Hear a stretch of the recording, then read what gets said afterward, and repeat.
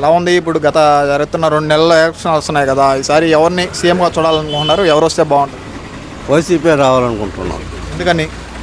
పథకాలు బాగున్నాయి, బాగా చేస్తున్నాడు. ఇంకా వైసీపీని ఎలాగైనా ఓడించాలనేసి పవన్ కళ్యాణ్, చంద్రబాబు నాయుడు గారు వస్తున్నారు కలిసి. వాళ్ళ పరిస్థితి ఎలా ఉంటుంది? వాళ్ళు చూసుకోకుండా ఈయన ఓడించేది ఏముందనుక, వాళ్ళు కరెక్ట్గా ఉంటే వాళ్ళు ఒకటే నిలబడవచ్చు కదా, ఇంతమంది ఆయన గుంపుగా చేరేదా. మన రాష్ట్రానికి జగన్ గారు చేసిన అభివృద్ధి ఏంటి? దాని గురించి జగన్ గారి గురించి ఒక 2 మాటల్లో చెప్పండి. అభివృద్ధి అంటే ఇప్పుడు ఫ్యాక్టరీలో కంపెనీలు వస్తూ ఉన్నాయి. ఇంకొక 5 సంవత్సరాలు కానీ చేస్తే కానీ డెవలప్మెంట్ అనేది కనిపిస్తుంది.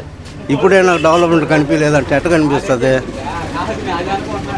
పేదల నాడు జగన్మోహన్ రెడ్డి అనేసి చంద్రబాబు నాయుడు ఆరోపిస్తున్నాడు. దాని గురించి మీరేమంటారు? నిజమేనా?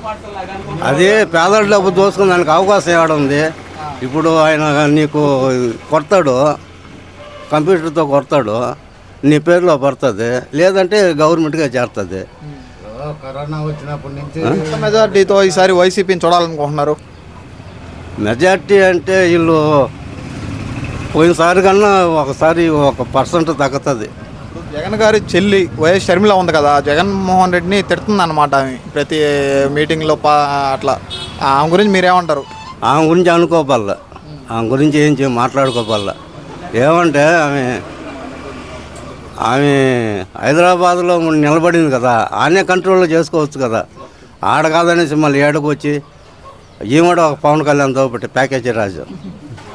జగన్ గారికి పోటీగా పార్టీలో మారింది కదా, కాంగ్రెస్లోకి వెళ్ళింది కదా, దానికి మీరేమంటారు? ఆమె గురించి ఏం అనుకోవాలి, ఆమె గురించి అసలు ఇదేలే.